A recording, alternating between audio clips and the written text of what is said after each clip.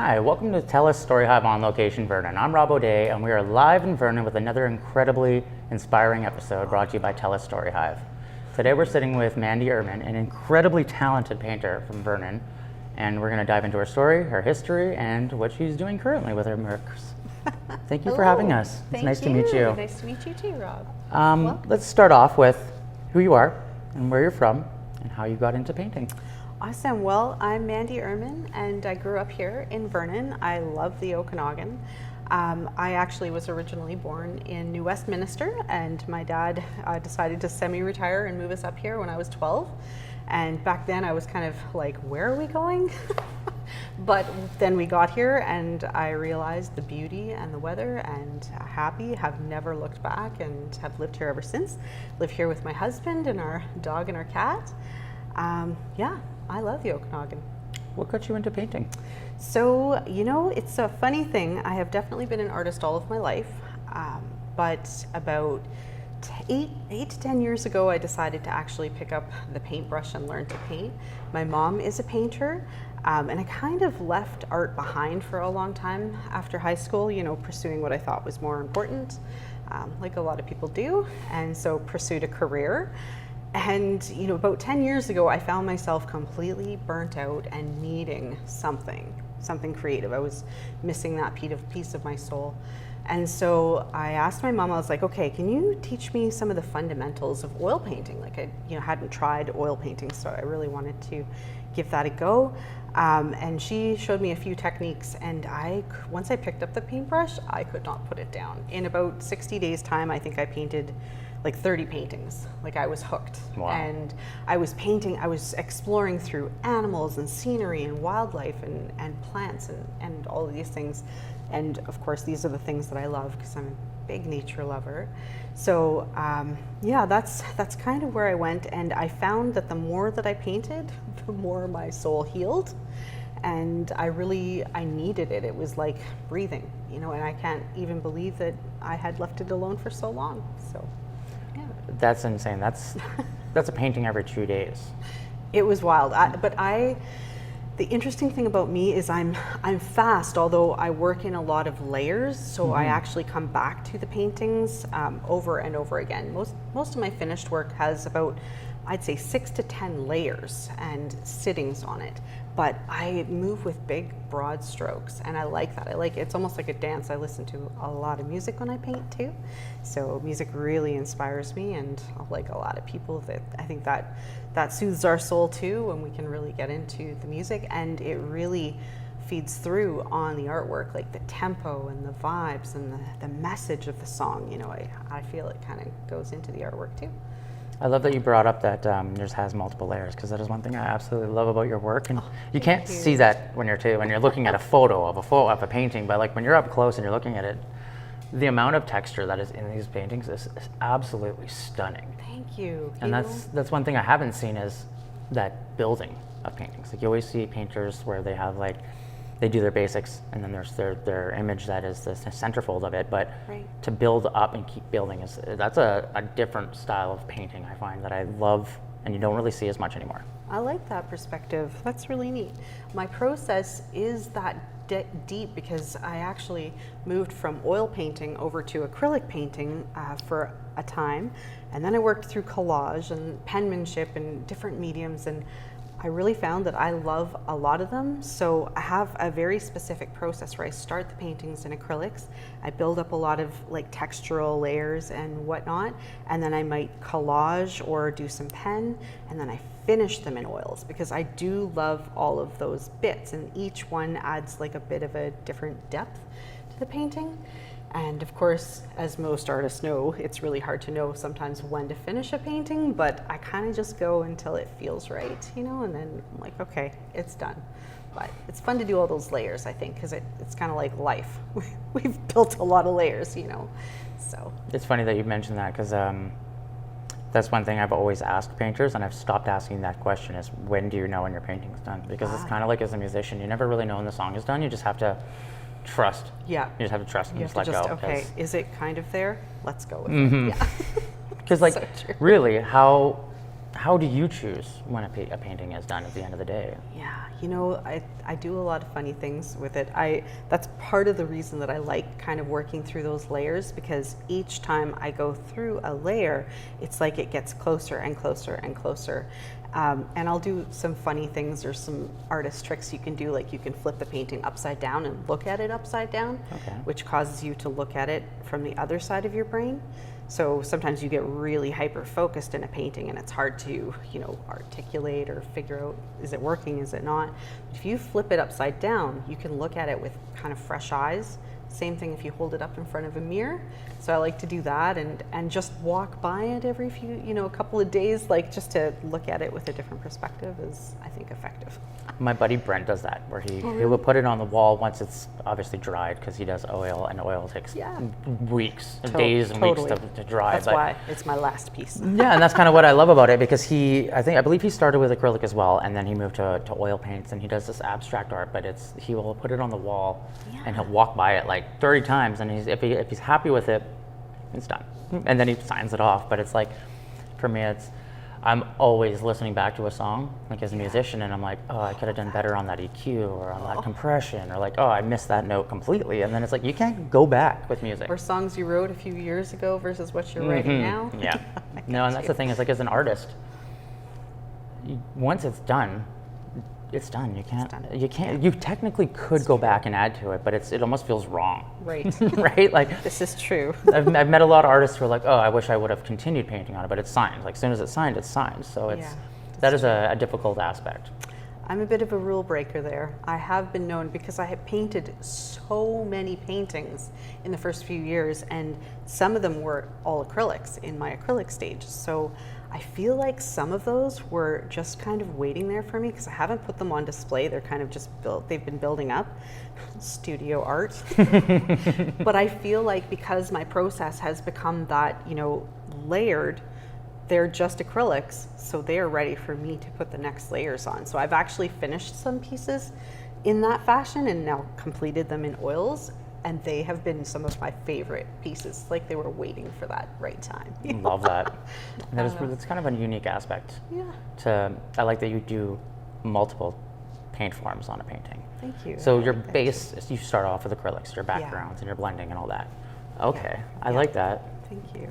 How hard is it because I've never worked with acrylic and oil. I've only ever worked with acrylic. Is oil difficult to put on acrylic?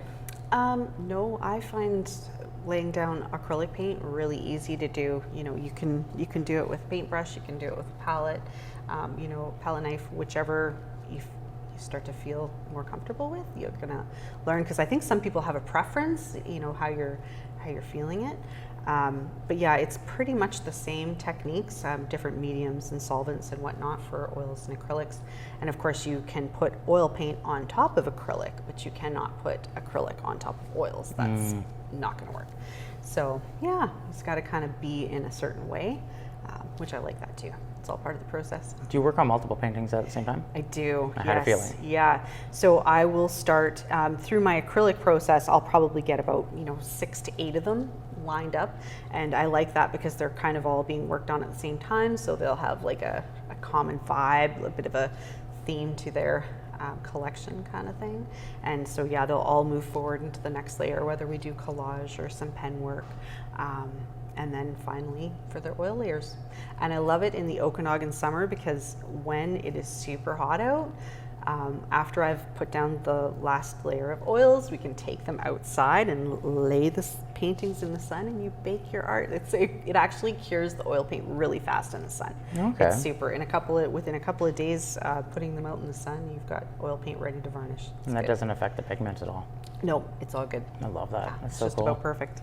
The painting it's always been something that really fascinates me, and I love speaking with artists who I always say it, and the people who watch the show probably get real annoyed of it, but like an artist can do something that I've never understood, which is take something from their mind, put it onto canvas. Oh, I love that. And it's just like, that's magical to me. I don't fully comprehend how people can take that vision. I can appreciate that. Same thing with a musician. You know what I mean? Like, I love and appreciate music very deeply, but I've never written music, you know what I mean? And so it fascinates me when people create a song and it can be listened to millions of times, and like I think that's really cool. So right. There's room for all of us artists in this world. I know, and that's why I love speaking with creatives, because I think that we have, like we were speaking about before camera, like there's just something special about a person who has dealt with a lot of detrimental experience in their life and come out on top creating this beautiful artwork that resonates with people and helps change a lot of people's lives. So very true.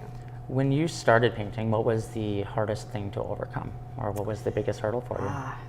That's a good one. I, like many people, have faced some trauma and challenges in my life, and definitely this artwork was part of a healing for me.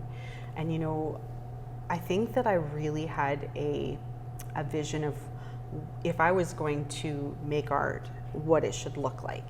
I had a lot of, okay, but it's got to be a certain way and done this, and so that was a really challenging thing. And I think of it kind of like a dome around myself and the artwork, and it needed to be broken through, and as over the last 10 years, as I've been painting and refining my style, refining my process, refining my why, which was huge, it's really, the art has become more and more me. So some of my early work, although it was my work, it doesn't feel like it was completely, the process that I needed to get to. And now it really does. I am leaning right into it, which is leaning right into imagination, my love of nature, hope for a better world for us, because I think that this world has got all kinds of shade. Sometimes we need some hope. Mm-hmm. So this is kind of a bit of a rebel act against the darkness. I just like to call it that, because there's all kinds of weird things on this planet. But I like to say, okay, let's look at the light. Let's look at something beautiful, something that takes us away. And I think nature really heals us. And if I can, paint something that celebrates that love of nature, it's huge. And so I'm leaning right into imagination, dreamy, like why not? A lot of the things that we have on this planet that were made, and somebody had to dream it up. So I'm like, okay, I'm a little bit of a rule breaker, so what the heck. Well, I think it's not a bad thing, because that is what art is meant. Art is meant to make you think. Yeah. Like, I hate looking at a piece of artwork that's just like, oh, it's a painting, and it has no depth, there's no sustenance. It's like McDonald's artwork. So I hate to say it. It's like McDonald's work. It's got to have that emotion in it. Yeah, it's got to have feeling. some pain, some happiness. Vibe. Yeah, and that's why I like looking at your work. Like this one piece over here, where with the roses and the darkness. It's just the roses pop out of that so beautifully. Thank you. And like the tans behind it. There's just something magical about the backgrounds that you put in. I really enjoy them. They're bright that. And like this one itself is like. I love the way it looks, because it's not like a blue sky and a sun and then flowers. It's completely different, and the background is what actually captivates me more than the flowers. And that's because there's feeling, and at each single stroke that you put in, there's feeling, and that's what's really captivates me with painting, and especially with oil, because oil, as a person who works with acrylic only, I've never really got to dab into pens or the knives and stuff. So watching artists take a paint knife and they're scraping things, and it's just it comes out so much different. It's interesting. It's almost like a sculpture on the canvas too, along with the painting. Yeah, and that's the layers aspect of oil painting is something that I find super fascinating. So cool. And it's kind of cool to think back when Da Vinci times, when they're making their own pigments and stuff, and they have to because that's what they had. That's what they had to do, right? Exactly. And nowadays it seems a lot. Artists have it easier, but at the same time have such a harder world to compete in with the art world, because back then a Da Vinci was one of a kind. It's now rare. There's so many talented painters that how do you get your voice heard? That is so true.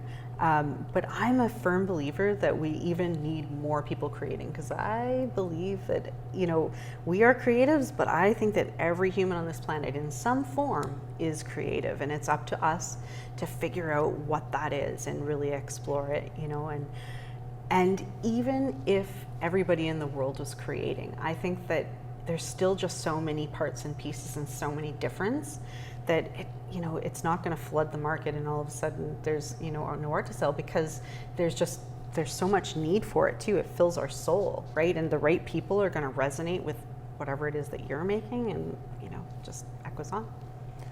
Yeah, art is a beautiful thing, and that's where I hate the cliche term of the beauty's in the eye of the beholder, but it really, once you start embracing the arts culture and you step inside of it from a different perspective, you really start to see that there is no such thing as bad art. No. Everyone has, whatever they're putting out, place. it has a point, it has a meaning, and it has a message. And that message may not always resonate with certain people, or they may not get it right away. There's been tons of times where, like, I have a painting from my buddy Brent, and the only reason I bought it off of him is because it reminded me of the big fire in Kelowna. And it looks like a fire over top of the lake, and like you're looking across the lake kind of a thing. And when he painted it, he never looked at it that way. So when I bought it off him, I'm like, oh man, it reminds me of the forest fires. And he's like, that's not even remotely what it is. That's what it was. It was right. So you can't not. Everyone's going to see something so different. Have you dove into? I know that you deal with a lot of flowers, but have you ever dove into like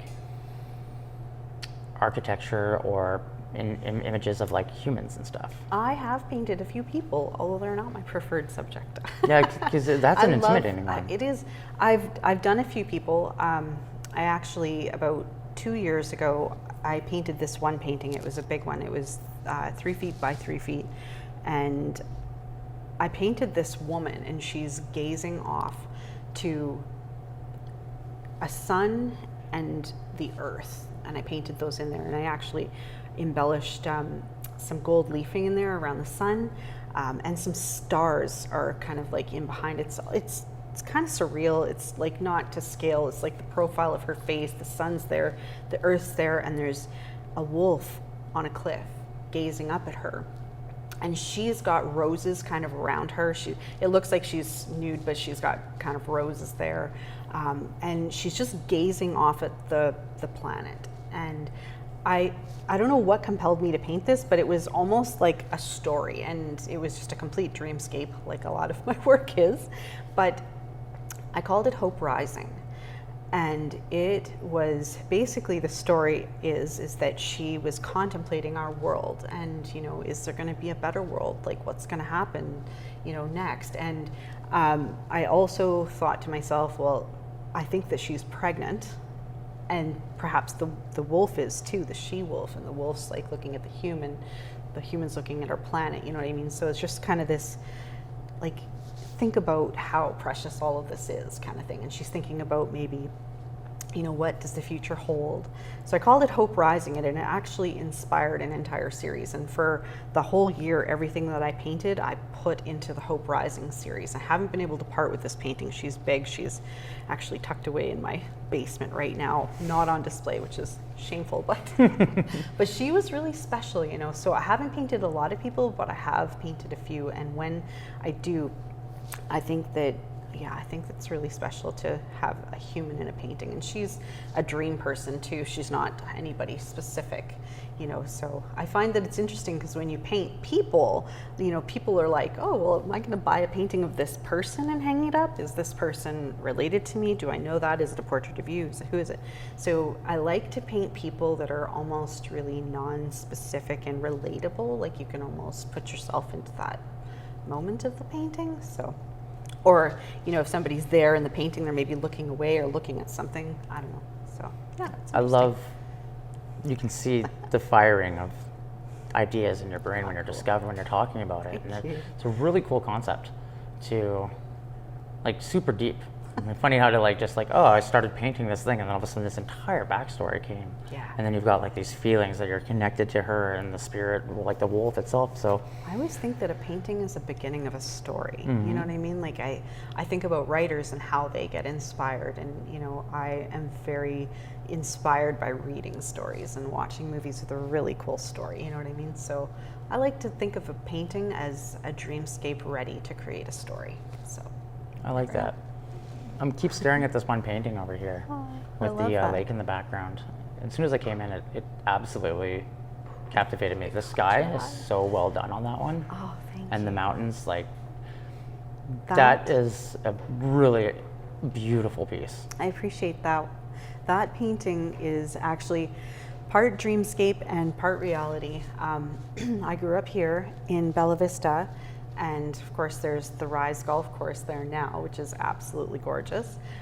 But when I was a kid, 12, 13 years old, we used to hike those hills, and there were wildflowers and the grass, and there was like little tiny ponds, and some of us friends would go up there and we would hang out and explore around. And so I kind of just had that picture in my mind when I painted that. It was definitely from memory and a dreamscape. I love it. I have this, I have never said this on camera, but I have this reoccurring dream constantly, and it's of this really unique area that I'm like, I wish I could find. And it's like a cave with an opening, so it's got like a old volcano kind of a thing, like a water basin, and then it's got a waterfall in it. And I'm like, I would love to, if I had the ability to paint it as good as I wish I could see it, I would totally paint it, because it is like cool. I love that. I wish I could find where it is, because it'd be so cool. It's like the most picturesque, beautiful waterfall on a mountain that you can jump off of. I'm like, I don't even know if it exists, but to paint it would be like a really cool concept. That would really be cool. If you could sketch it out, I could probably paint it for you. I could probably sketch it out. I I'm think that terrible would at be drawing, but I could give like the basis idea of it, because it is. Recurring dreams are a fascinating thing. I wonder how many people actually have those. I don't. I've never met anyone who actually has one where, and Really? it's a location. Like, it's nothing to do with specific people. It's just a location that I always end up at, and I'm like, I wish I could find it, because that'd be really cool. Somewhere. That's neat. Up to this day, what has been the most enjoyable painting for you to do? You know what? That's the one that got away. There was a painting, and what did I call it? I should remember the name, but I'm a picture girl, not a title thing. But there was a painting that went off to its home last year, and it was really big. It was actually very similar to that painting up there. I think that was the sister painting. A lot of times, two of them are kind of similar but totally different, I like to call them sister paintings, because they almost echo or mirror each other. And it was like that one, and I think it was the first really big red flowers that I painted, and I definitely collaged a bunch of, because I pressed some flowers from my garden, some petunias and botanicals, so I used those to collage into the piece, and it was the first big one that I did with those really expressive red flowers, which I have fallen in love with, because poppies, there's so much meaning to so many people. I've been really thinking about that, and the further and further I think on it, the more I realize that poppies are about connection. Whether it's remembering somebody or like a beautiful, there's people have told me so many stories about poppies and what they mean to them in the last few years since I've been painting them. So it was the first one that I did that was substantial of the poppies, and I was like, oh boy, I like this. So yeah, that one meant a lot, and I was like, I think that, if you can create something that really like captures the attention, especially when it's like, troubling times and the darkness is trying to get you, it can take you away. It's, it's being, I guess, a powerful reminder that there is good. So. How does it feel to be the type of person who is able to invoke happiness in someone through just artwork? Oh man, that is a deep question. And you know what? Honestly, that is the greatest feeling, when I have a painting that really speaks to somebody and takes them to a place of memory or the feel-good vibes, man. There's nothing better. I know what it's like to, have hard times. So, yeah, that's one thing that I think that can really take us out of those hard times, is when you can help somebody else feel good. It gives you that deep kind of good feeling. So, hey, I like to paint too. So if it all works it's a win-win. I find it magical that artwork can strike feeling into people the way it does, as where like sports doesn't do that. You know what I mean? Like, there are other things in the world that we love that just don't hit like artwork does. That is so true. Artwork is very powerful. I think that over the course of history, obviously, like, it has changed. It has created movements. It has, a good thing. I tend to say that every revolution we've had in the last 120 years has basically been built off of the arts communities, one way or another. Right. You know, it can invoke the feeling and the senses that, hey, something needs to change, right? And yeah, hopefully for the good. Yeah, and that's the thing too, is that's where I love being able to speak with painters, because there's so many different forms and styles and Yeah, that's the true. way people think. Like some of my favorite, like I love dark artwork. I'm like steampunk, gothic, Cool. metal-esque, you know, like that is it's my alley. But it's like to find pictures of flowers that really captivate me. To me, that is a win. Like I'm not a big flower. I love being a gardener and I love growing flowers and stuff, but like to find a painting that's like that resonates with me and it's made of flowers is really difficult. And That. you've managed to do that, which is why I was really excited to sit down, Sweet. because your paintings are different. Thank you. They're not just like a flower. Right. Like there's something different about the way you go about doing it. Thank you. That really captures me. I appreciate And that I love very the much. way it looks. So question for you then, did you watch The Dark Crystal as a kid? I was obsessed with it. Yeah. Perfect, I knew it. Yeah. I Labyrinth was too. and The that is my- the that is my Labyrinth feel-good movie. was my childhood. Yeah. I watched that probably way too many times. Yeah, the and Skeksis, and that was Right. that is my childhood. Is that darker Tim love Henson, Tim Burton, He was or Jim genius. Henson? You know, what I mean? Like Geniuses, they were yeah. all. There's just something about that early '90s, late Right? '80s art style that I was obsessed with, and I think that it's changed a lot. But you see, there's a lot of like that's an art form I would love to see come back, is puppeteering. True. Right, like that would be It cool to was see because it is so different, and even the people who created the puppets like would love to sit with somebody who can do that, but So cool. the dying art, and that's the sad thing, and that's where I love sitting with painters, because I really have a fear that the younger generation isn't going to pick up a brush or pick up an instrument, Yeah, or hopefully it's not all digital art, although I do think there's a place for that. Mm-hmm. I think some of the stuff that's coming out is pretty cool. But Yes. yeah, need that human touch, need that tangibility too. Mm-hmm. You know? I was talking, I think it was with Lowell today, we were talking about how recently I stumbled upon an AI music artist on Spotify without knowing it, and then I was just one day it clicked and I'm like, I'm gonna check to see if this is a real person. Yeah. There's just something that's just hitting me Right? every song. I'm like, nobody hits a banger every single song, so there's something going on here. Really? And it turned out he was an AI artist, and I was just like, Oh my. I've officially been duped. As a musician who's played for That's 26 incredible. years and plays I didn't 14 even know instruments, That, so you've blown my brain. Now it's I'm like, oh god. it's actually scary to think is. that Yeah. the industry that I've dedicated my entire life is now, we're at the point of being replaced. And I've been fighting that fear for the last like 5 years.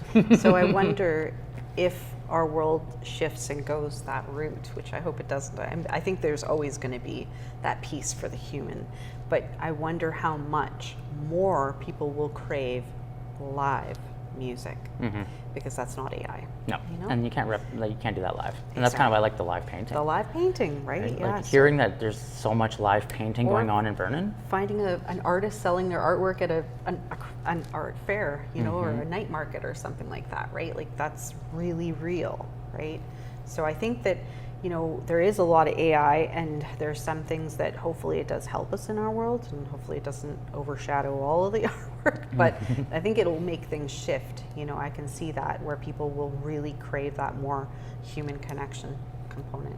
Yeah, I think we were saying it today. Is there's going to be a handful of years where it's pushed really heavily. Like AI will be something that people want to deal with, and then all of a sudden it's not going to die and fade away, but it's going to be that, Maybe it'll that find its authentic. spot where it's, Yeah, the like authenticity of human yeah, creation will come back, and yeah. that's where I'm like, it's great to sit with other creatives, because this is my favorite part of the show, is when you have two incredibly talented minds thinking together and coming up with concepts and speaking about the industry that is Totally. what is your respective medium, right? Like we're all scared as artists to see our industries disappear, Totally. but at the same time, I think you are in an art form that cannot be replaced. I'd like to think so too. Thank you. Because, you know, I'd like to see somebody try and recreate that. I put about a lot of brushstrokes on it. I was and going to that's the say thing. a billion. That's a little much, but yeah. Digital art will never be Yeah. able to master that.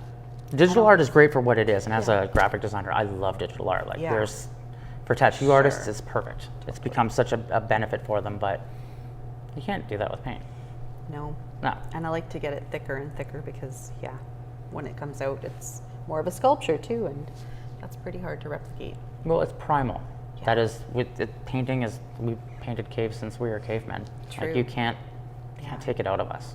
And that's one thing, as I was saying with Lowell today, the 3 art forms that I feel are the most human and can never be replaced realistically is painting, pottery, and drums. Because you can represent, you can make AI music, you can have fake music made, but something primal about drums that you can't fake. Like there's no way you can fake a drummer playing a drum kit and then listen to a drum recording and be like, oh, there's no difference. It's night and day, right? Like That's so cool. So we're in a weird sense of like time as artists, and that's where I'm like, I love to see what Jordan's doing, what you're doing, what Lowell's doing, because like I love Lowell's work. diving into Vernon, which is an area I've wanted to for years, been able, and finally getting to sit down with like creatives from here. Yeah. There's so many talented people from here. There It's really insane. are. We have a really good artist community. We have a lot of talented people making things, and it's really rich. I keep thinking to myself that there's room for another art walk, and I think that it should be in Vernon. So There's no art walk here? There's no art walk here. There's the Lake Country Art Walk, which is been around for a long time. That's great, but I think that because it's only once per year, there's room to grow there, and who knows? I might see what kind of changes, because when you band together, there's a lot of Sometimes it's just got to be the opportunity, one to do Maybe it. it can be a bit more grassroots and artists putting it together. Yeah. I Well, think that'd be it cool. kind of makes me think of what I've done for the last 5 years. Nice. In Penticton and Kelowna, there was no metal, punk rock, or rock music festivals. Oh, yeah. So I was putting them on for the last couple of years in Penticton, starting off small scale, but wanted to get them to a big scale, but you realize how much work it takes. Yeah. But It's a an lot. art walk, if you were, the amount of you guys all work that are already friends and work together, you guys could create the best art walk. I think that would like be it would really be the cool. one that's sought after, I feel. Artist run. Let's go. Right. That's why I love That'd be cool. my buddy Paul Crawford. He used to be the curator for Penticton Art Gallery, Nice. and now he's the co-creator of Ignite the Arts, which is a music like an arts festival in Penticton. Yeah. You should try and Sounds get fun. in there. I I think think you we would should check really that out. like it. It is, if you've ever heard of Arts Wells, it's the Arts Wells of interior, and Cool. they're the ones who actually put on Arts Wells for years and years. So. Yeah, I'd love to. It's just creatives with creatives on top of creatives on top of creatives. It's like you cannot beat that vibe that is there. That's so true. And it's pretty magical. So Oh. it kind of amazes me that there's no art walk here.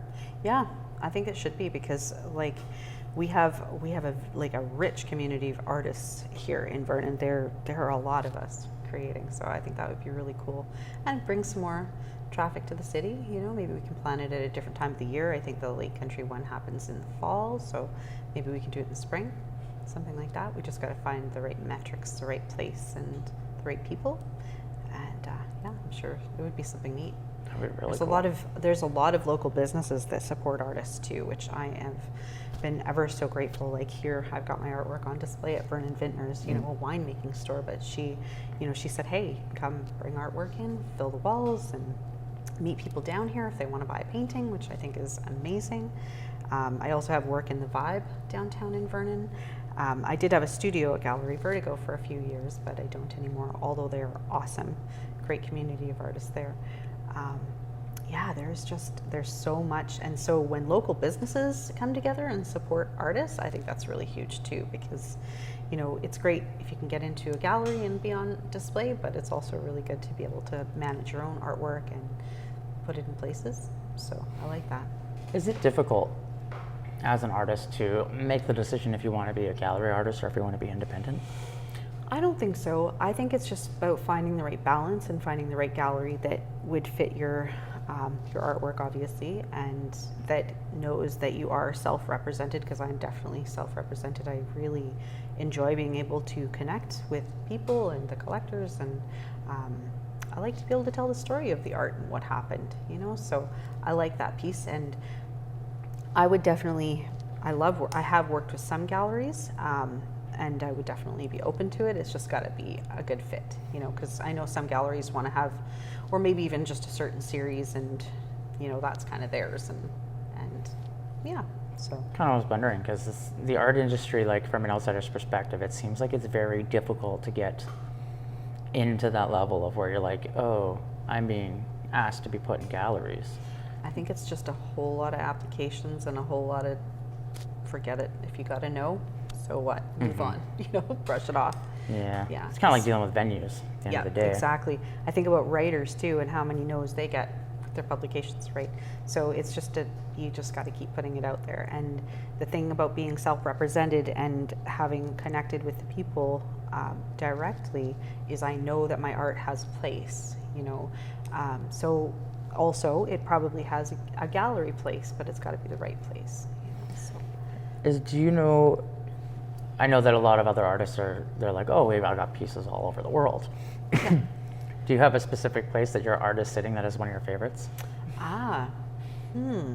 Well, I do have one piece up at Silver Star at, I think it's Evolve Studio, which is their spa up at Silver Star. Oh, okay. And it's right in their customer waiting area, and it's a beautiful spa. And I've got one painting hanging there, so it's my friend works there, and she had it put up for me, so that was really sweet. But yeah, I've got art out in Vancouver, in Calgary, down in the U.S., actually close to New York and New Jersey. Haven't gone international yet, but we'll get there. Yeah, I was gonna say you never know, right? Got to keep rocking at it. That's the thing. It's like that's where I love picking artists' minds because I'm not a painter at all, but I understand business and I understand music and I understand the arts industry, Awesome. and there's always this disconnect in every medium where there's the middleman, who's the promoter or the art gallery owner or and it's just we should just skip the middleman and just go straight to the client, or I could go straight to the record label and not have to worry about finding an AR member. So True. Yes. there's always It is a lot of work though. Mhm. You got to wear all the hats, and sometimes I just want to go in the studio and paint, and I'm like, oh wait, no, I'm the HR, I'm the bookkeeper, I'm the marketer. So. Do you find it difficult to be all the hats sometimes? I do, but then I go, okay, what's priority? And then I work on the priorities, and I make sure I carve out the studio time, because without the studio time, you can't make nothing, and there's no art. So I definitely prioritize that. And sometimes I need to take a break. I take a break, and I think it's all about finding that balance, because otherwise, in a hurry, you can realize that you haven't seen your family, you didn't eat today, So, and I'm very hardworking. I like to work. So, I think that's another part that I really enjoyed, being able to go after this endeavor when I left my day job in 2022, which was a challenging decision, but one that I will never look back on, because I realized, hey, if I was working so hard at that, you've got to build up some different skills, figure things out, but you can do it. If you're hardworking, you can definitely do it. You can find your way, kind of thing. It's inspiring to hear the way you think, because a lot of people, like I said, everybody has a different outlook on the way they look at their art and how or where their art should be. Right. Because everyone's gonna some people think that their level should be way higher. Some people are way lower on themselves, and they're like, my art shouldn't be out there. And they're Don't like, believe your in art themselves. should be out there. And that's how do you, may come off as a weird question, how do you manage to keep so humble with such a high skill set? Wow, thank you. That means a lot. I appreciate that. I think that there's no taking the humble out of me, because I know exactly where I came from. I have got very humble roots. I do have a very loving family, and that is one thing that we have never missed a beat on, but we've seen a lot of hardship. And I basically worked super hard in the car dealership industry, as a matter of fact, for 24 years. I gave it my all. I gave every bit, and like I say, it left me burnt out. And I know how much I wanted to create artwork, and I saw no path. I believed that whole artists starve. You can't pay your mortgage with that. And I had a mortgage, so I was like, nope, can't do that. But then I thought, well, I'm a pretty awesome employee. What if I were the employee of Mandi Irmen Art? So I developed skills. I went through some business schools. I learned about marketing. I learned about bookkeeping. I learned about all the things that I needed to do in order to, structure this not only as an art practice, which I love, and I could just lock myself away in the studio and create, but that won't get the artwork out to the people. At the end, I would end up with a studio full of art and no one may have seen it. And I think that is a huge challenge for artists because it's very hard to put yourself out there. I've not always felt confident, but I have always been brave. And so maybe that's one thing that, was a good thing for me. But again, I will always know how hard this was. You know what I mean?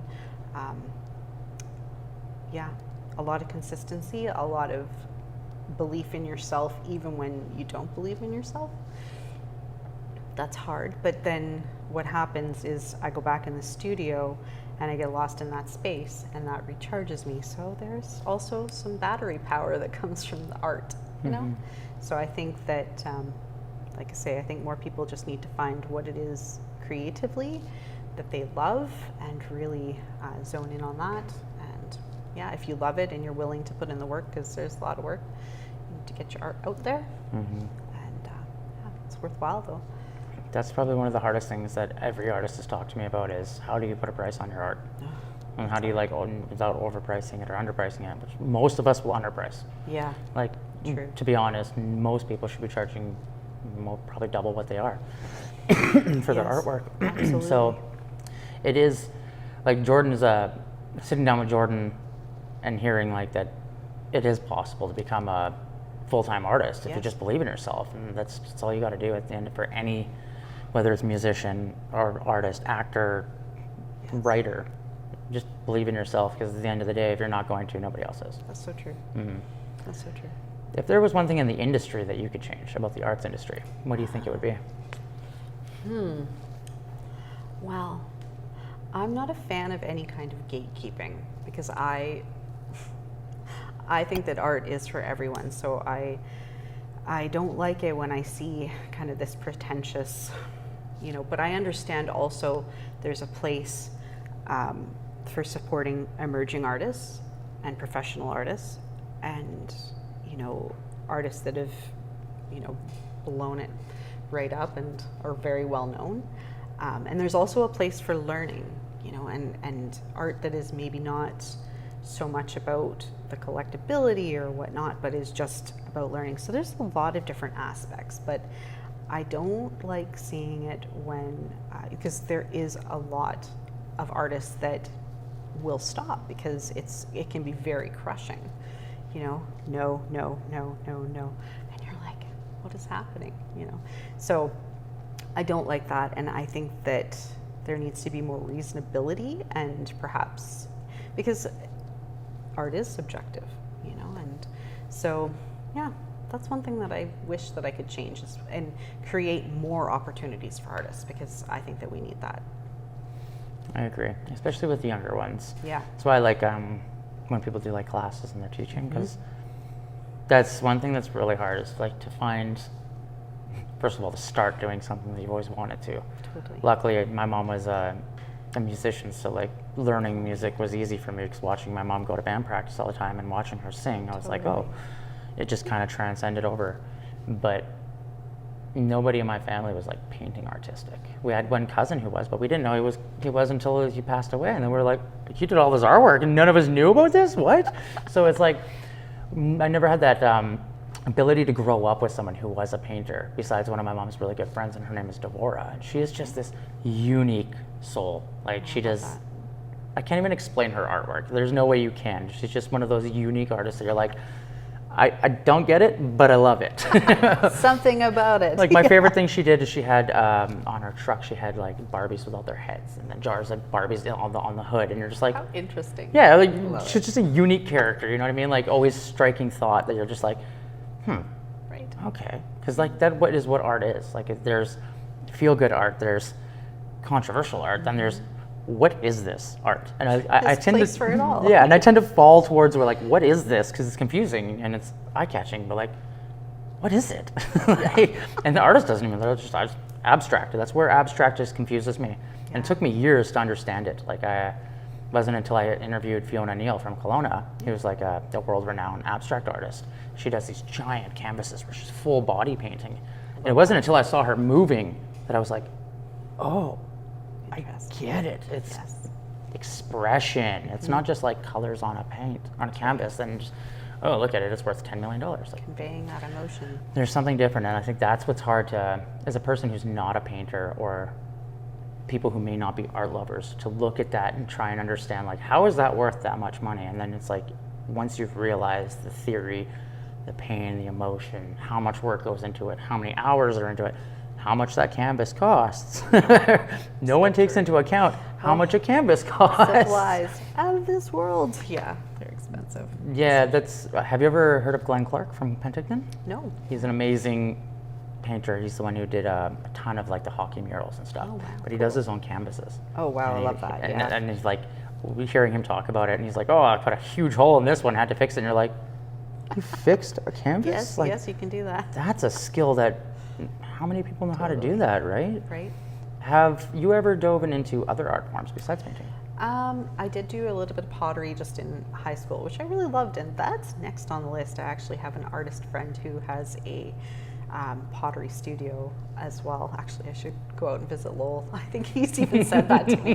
But that I would love to do because I really did enjoy making the pottery and then painting on the pottery. So that might be an endeavor I'll also go into, is creating the sculpture and then painting the sculpture.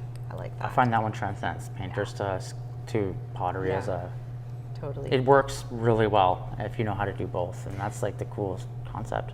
Like watching Lowell's new ones that he's working on right now, like getting to be the first people to see them, I'm like, that is cool. so stunning, and like the Sneak peek. colors, and like he's just, I don't know, clay is a weird one. It's a medium that I've always been like drawn to, and it's almost intimidating. Like once you put that on the wheel and it's moving, and you're like, there's no, what you make is what you make, and the skill set that it actually takes to keep something beautiful. You can always add water and start over. Yeah, and that's the thing, right? Like to a certain point, if it's in the kiln, But you not in the can't, kiln, right? yeah. Like, and that's where it's like clay is is super neat. unique.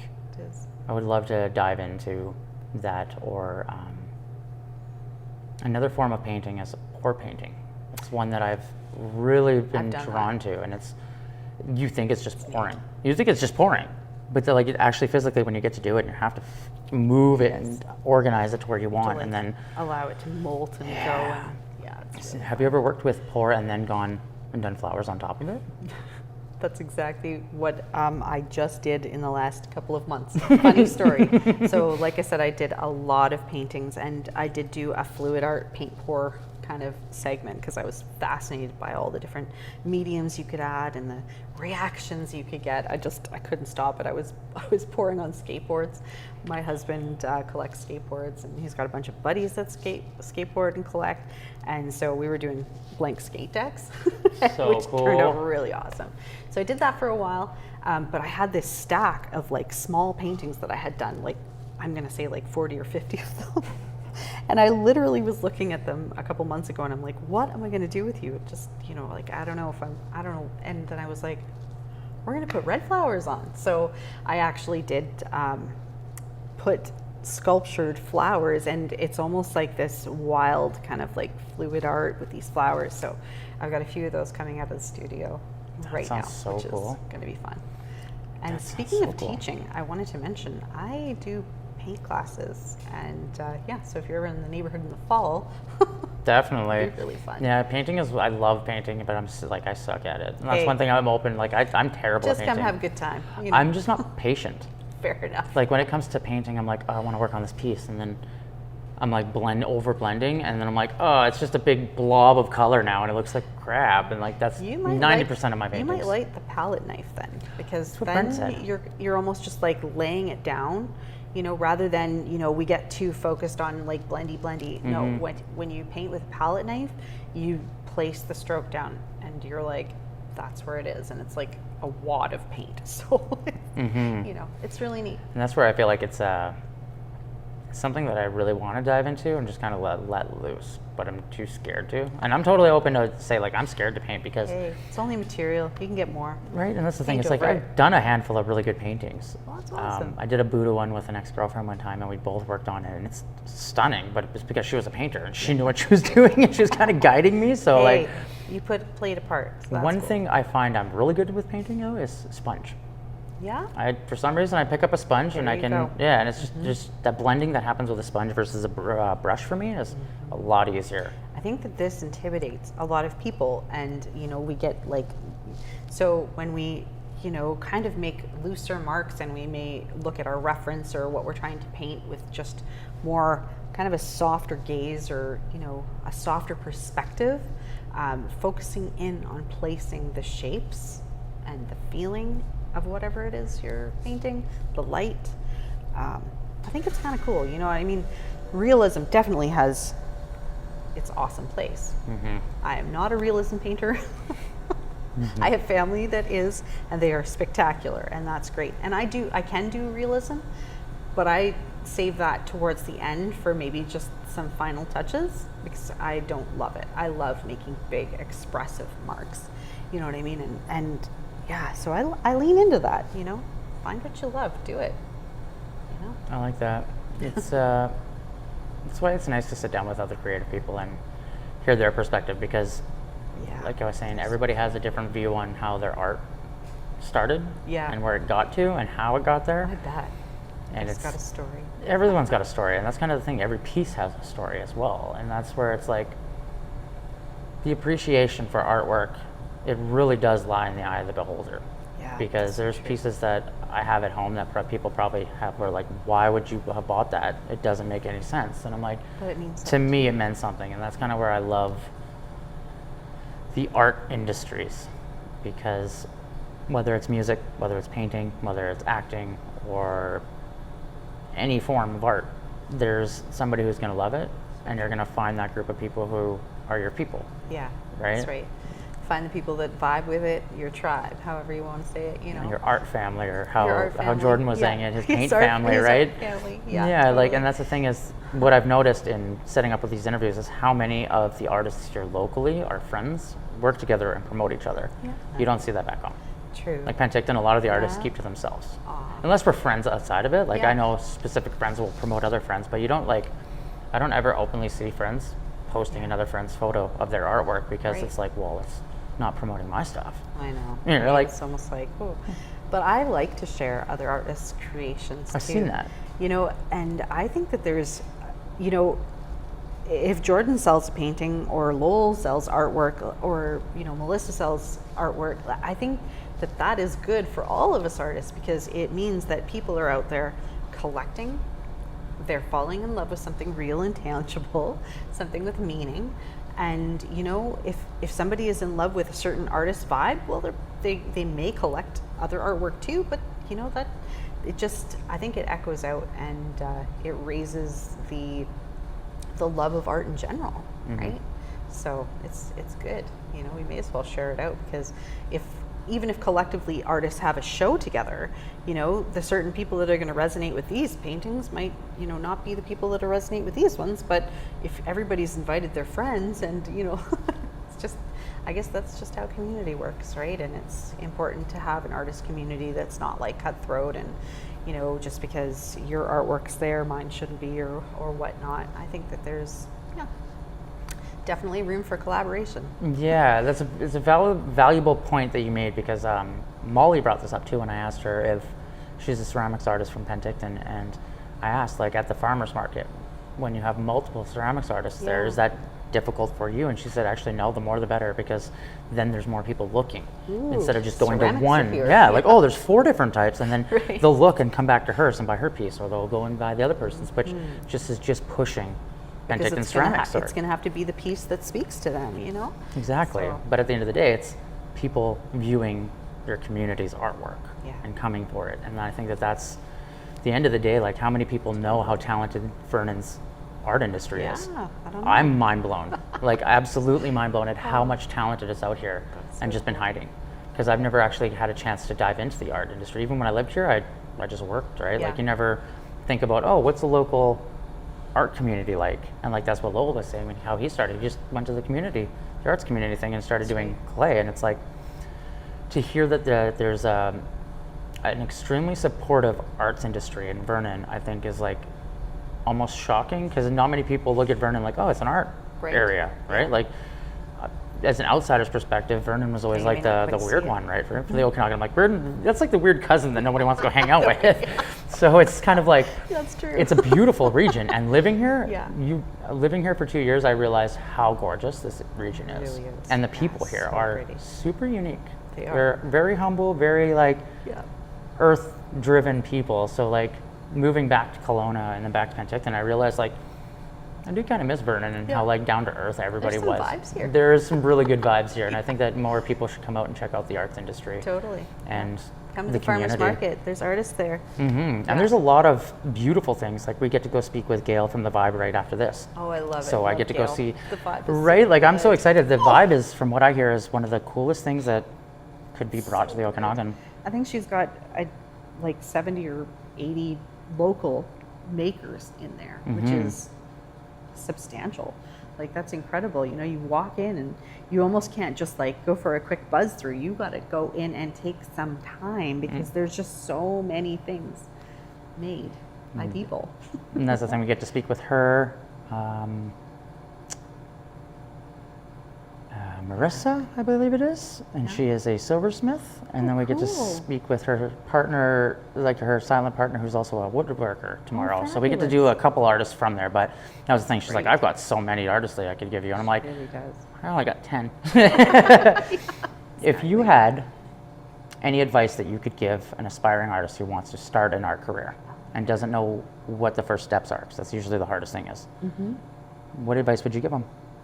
Well, I would advise to head to a local place. Like in Vernon, we have Community Futures.